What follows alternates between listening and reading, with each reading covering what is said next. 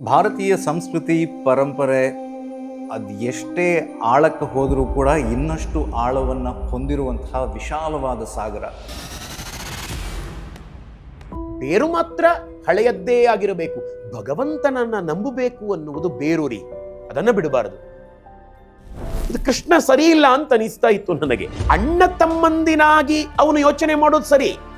ಅಯ್ಯಯ್ಯೋ ನನ್ನ ಚಿಕ್ಕಪ್ಪನ ಮಕ್ಕಳು, ನಾನು ಯುದ್ಧ ಮಾಡಬಾರದು ಅಂತ ಯೋಚನೆ ಮಾಡೋದು ಸರಿ. ಆದ್ರೆ ರಾಜನಾಗಿ ನನ್ನ ಚಿಕ್ಕಪ್ಪ ಅಂತ ಯೋಚನೆ ಮಾಡೋದು ತಪ್ಪು.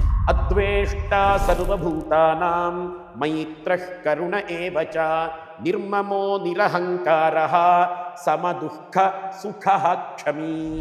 ಈ ಶ್ಲೋಕಕ್ಕೆ ಜಾಸ್ತಿ ವಿಸ್ತಾರವಾಗಿ ನಾನು ಹೇಳಲಿಕ್ಕೆ ಸಾಧ್ಯ ಆಗುವುದಿಲ್ಲ. ಯಾಕೆಂತಂದ್ರೆ ಈ ಶ್ಲೋಕ ಅಷ್ಟೇ ಇರುವಂಥದ್ದು, ಇನ್ನೇನೋ ಇದೆ.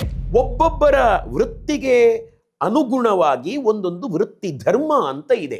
ಇಲ್ಲಿ ಕೃಷ್ಣ ಬೋಧನೆ ಮಾಡುವಂಥದ್ದು ವೃತ್ತಿ ಧರ್ಮವನ್ನ ಸರಿಯಾಗಿ ಪಾಲನೆ ಮಾಡಪ್ಪ ಅಂತ. ಬಿತ್ತಿದ್ದು ಬೇವನ್ನು ಮಾರಾಯ, ಮಾವಿನ ಗಿಡ ಹುಟ್ಲಿ ಬರ್ಲಿಕ್ಕೆ ಸಾಧ್ಯನಾ? ನಿಮ್ಮ ಮನೆಯ ಮಕ್ಕಳಿಗೆ ಕೊಡಬೇಕಾದದ್ದನ್ನ ಕೊಡದೇ ಇದ್ರೆ, ಅಯ್ಯೋ ನಮ್ಮ ಮನೆಯ ತರುಣರು ದಾರಿ ತಪ್ಪಿದ್ರು ಅಂತ ಕೊರಗಿದ್ರೆ ತರುಣರು ಕಾರಣರೋ ನೀವು ಕಾರಣರು. ಸಮಾಜ ಎಷ್ಟು ಭ್ರಮೆಯಿಂದ ಯೋಚನೆ ಮಾಡ್ತಿದೆ. ಸ್ವಾಮಿ ವಿವೇಕಾನಂದರು ಎಷ್ಟನೇ ವಯಸ್ಸಿನಲ್ಲಿ ಅಮೆರಿಕದಲ್ಲಿ ವೇದಾಂತ ಡಿಂಡಿಮವನ್ನ ಮೊಳಗಿಸಿದ್ರು. ಸ್ವಾತಂತ್ರ್ಯ ಹೋರಾಟಗಾರರ ಸಂಖ್ಯೆ ಲೆಕ್ಕ ಹಾಕಿ ತರುಣರು ಜಾಸ್ತಿಯೋ ಹಿರಿಯರು ಜಾಸ್ತಿಯೋ ವಯಸ್ಸಾದವರು ಜಾಸ್ತಿಯೋ ಅಂತ. ಕಾಲ ಹಾಳಾಗ್ಲಿಲ್ಲ, ತರುಣರು ಹಾಳಾಗ್ಲಿಲ್ಲ. ಕಂಪ್ಲೀಟ್ ರಾಂಗ್ ಇದು. ತರುಣರು ತುಂಬಾ ಒಳ್ಳೆಯವರು, ತುಂಬಾ ಒಳ್ಳೆ ದಿಕ್ಕಿನಲ್ಲಿ ನಡೆಯುವ ಮನಸ್ಸಿರುವವರು. ಅವರಿಗೆ ಕೊಡಬೇಕಾದವರು ಕೊಡ್ಲಿಲ್ಲ ಅಂತಂದ್ರೆ ಪಾಪ ಸಿಗದೆ ಅವರು ದಾರಿ ಕಾಣದೆ ದಾರಿ ತಪ್ಪುತ್ತಾರೆ.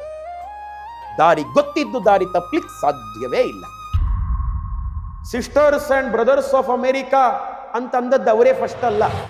Sisters and brothers of America ಎಲ್ಲರೂ ಲೇಡೀಸ್ ಅಂಡ್ ಜೆಂಟಲ್ಮೆನ್ ಅಂತಾನೆ ಭಾಷಣ ಶುರು ಮಾಡಿದ್ದಲ್ಲ.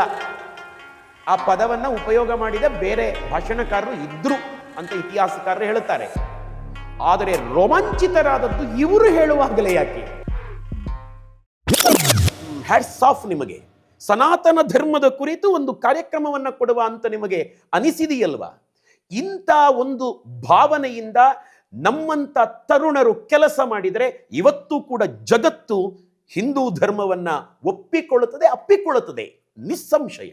ಪೂರ್ತಿ ಸಂಚಿಕೆ ಬಡಕಿಲಾ ಪ್ರದೀಪ್ ಯೂಟ್ಯೂಬ್ ಚಾನೆಲ್ನಲ್ಲಿ.